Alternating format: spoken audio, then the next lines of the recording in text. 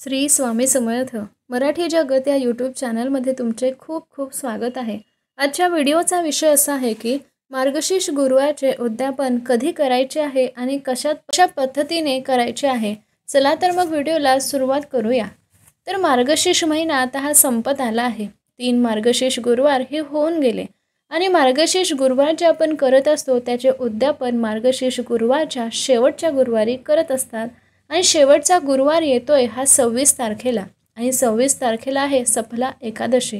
त्यामुळे अनेकांना असा प्रश्न पडला की मार्गशीर्ष गुरुवारचे उद्यापन करावे का, करावे तर कसे करावे। तर मार्गशीर्ष गुरुवारचे उद्यापन 26 तारखेला तुम्हाला करायचे आहे। जरी त्या दिवशी एकादशी येत असली तरी तुम्हाला त्याच दिवशी उद्यापन हे करायचे आहे। आधीच्या काळी एकादशीच्या दिवशी कुठल्याही गोष्टीचे उद्यापन करायचे नाही, कारण आधी जेव्हा एखाद्या गोष्टीचे उद्यापन केले जायचे, कोणतेही देवधर्म कुळाचार जेव्हा करायचे आणि ते सर्व झाल्यानंतर जेव्हा उद्यापन करायचे तेव्हा आपल्या जवळच्या नातेवाईकांना इष्टमंडळींना तेव्हा जेवण दिले जायचे आणि एकादशीला जेवण हे देण्यात येत नव्हते। म्हणूनच आधीच्या काळी एकादशीच्या दिवशी उद्यापन हे करत नव्हते। पण आता तसा प्रश्न नसतो, कारण आता उद्यापन म्हणजे घरी बोलवायचं, हळदी कुंकू लावायचं आणि हातामध्ये प्रसाद द्यायचा आणि उद्यापन झालं अशीच मान्यता बहुतांश ठिकाणी असते। त्यामुळे सफला एकादशीच्या दिवशी उद्यापन केले तर चालते। ज्यांच्या घरी उद्यापन म्हणजे जेवण असतं तर त्यांनी काय करायचं आहे, सफला एकादशीच्या दिवशी मार्गशीर्ष गुरुवारचे उद्यापन तुम्हाला करायचे आहे।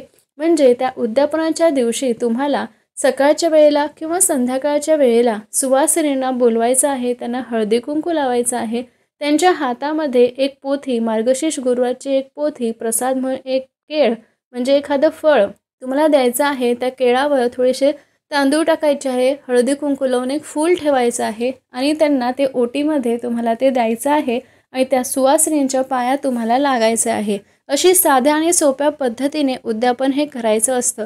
पण ज्यांच्या घरी जेवणाचा कार्यक्रम ठेवला जातो, म्हणजे उद्यापनाच्या दिवशी संध्याकाळी किंवा सकाळी हे जेवण ठेवले जाते, त्यांनी काय करायचं आहे की ज्या स्त्रियांना एकादशी नाही त्या स्त्रियांना आपल्या घरी बोलवून त्यांना अन्नदान करायचे आहे आणि त्याच दिवशी तुम्हाला मार्गशीर्ष गुरुवारचे उद्यापन हे करायचे असते। अशा पद्धतीने मार्गशीर्ष गुरुवारचे उद्यापन तुम्हाला 26 तारखेला कोणत्याही परिस्थितीमध्ये करायचे आहे, कारण असे केल्यास तुम्हाला उद्यापनाचे योग्य तऱ्हेने फळ मिळेल। कारण कोणतीही सेवा पूजा अर्चा केल्यानंतर त्याचे उद्यापन होणे हे जरुरी असते। म्हणून अगदी साध्या आणि सोप्या पद्धतीने तुम्हाला असे उद्यापन 26 तारखेला नक्की करायचे आहे। ही माहिती तुम्हाला कशी वाटली ते सांगायला विसरू नका आणि अशाच नवीन माहितीसाठी चॅनलला भेट देत राहा। व्हिडिओ आवडल्यास नक्की लाईक करा। धन्यवाद।